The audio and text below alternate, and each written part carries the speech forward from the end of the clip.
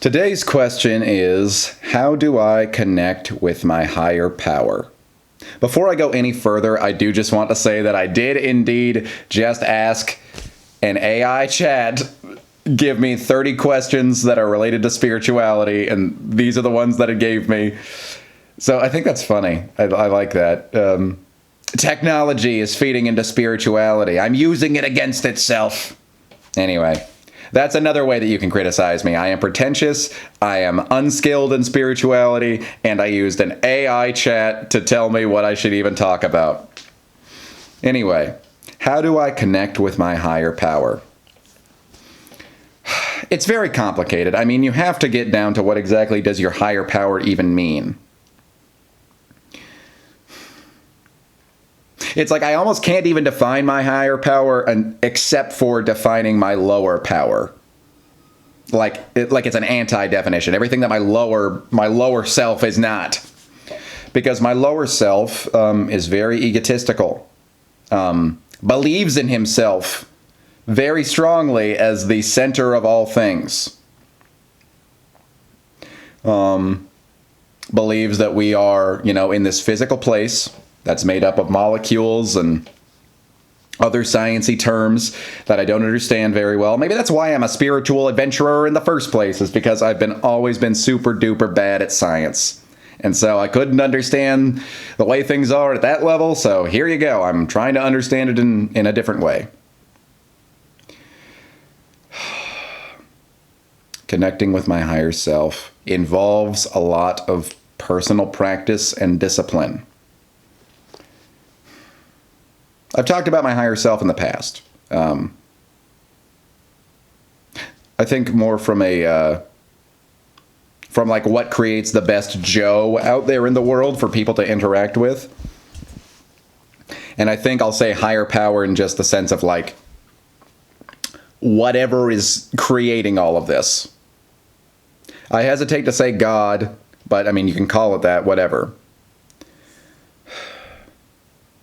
I think I connect with my higher power best in a quiet, calm environment. I think that I can find it through great silence and presence of mind, and really just giving my utmost focus to everything around me, preferably with as little judgment as possible. I want to be the highest version of me there is. And a lot of the time, I'm just not that person. I'm distracted. I'm frustrated. I'm caught up in something really petty. I'm thinking that I deserve things. I'm thinking that other people shouldn't be the way that they are. I'm thinking that life circumstances should be different. The world should be different. I have all these frustrations and qualms with just the way things are. And when I am getting in touch with my higher power, and I've never done this perfectly, it's when I just accept all those things. If I'm going into this distracted, just be aware that I'm distracted. If I'm annoyed by something, hey, I'm annoyed by something. It's okay to have all those things. My higher power isn't trying to get rid of anything that it perceives as lower in me. It can identify it, but it doesn't need to get rid of it.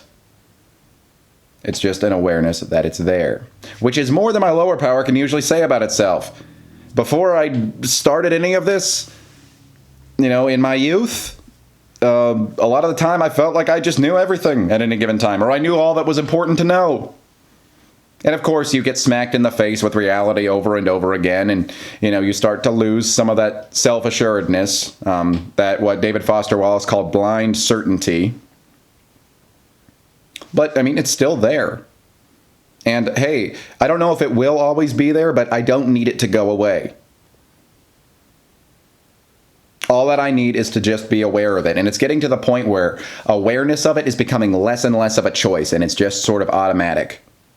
I can make that awareness sharper through practice, and it sort of cements this baseline awareness that I always carry with me. And that's not gotten significantly higher, but it has increased by a lot.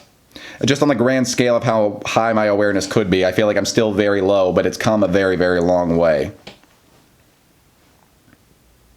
And I mean, a big one that I wish I had more time to talk about is just contemplation, which you can do in your head. I mean, you can do sitting down, asking good questions, but I really like using a journal to contemplate.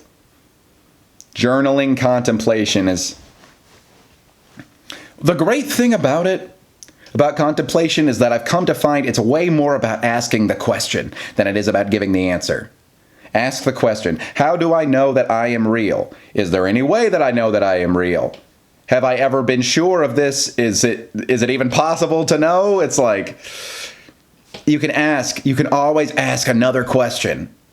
And ironically, asking another question that you don't have an immediate answer to is so much more in touch with your higher power than just giving answers. A lot of the times when I give an answer, it's just lip service. It's just me trying to land on something because I want to get to an answer. And it's like, that's satisfying enough.